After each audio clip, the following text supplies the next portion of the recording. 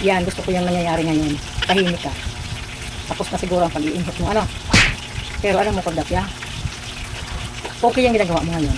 What? Iniwas ka kay Oreo. Pareho kayo ni Shadow. Kasi hindi na kayo pwede magbuntis. Napakadami nyo na naging anak. Ay, hindi pwede. Tingnan mo, basta. Hindi mo pwede. Ay, hindi pwede. Ano, hindi pwede. Hindi pwede. Kasi, hindi pwede yun. Maghahanap na naman ako ng mag-a-adapt ng mga anak ninyo. Ha? Huwag mo sabihin hindi pwede. Tama na yun. Okay na yan. Asan na anak ni Wapol? Pinaampon ko. Eh, ikaw? Ayan na. Ay, anak ni Shadow, pinaampon ko na. Nahirapan ako maghanap ng mag-a-adapt. Tapos ikaw, isa ka pa.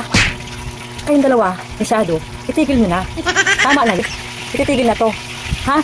Kordapya? Tama na. Ako nakikiusap sa inyo. Wala akong pampakapon sa inyo. Alam niyo yan. Wala akong pampakapon. Mahal ang kapon. Kaya dapat alam niyo yan, di ba? Ha? Kaya itigil niyo na pagtuwad-tuwad ng puwet ninyo, ha? Itigil na, ha? Ha? Kinig ka sa akin. Makinig ka. Itigil na yung pagtuwad-tuwad, ha? At yung pag-iingay mo, itigil mo na. Yung pag-iingay mo, nakakairita.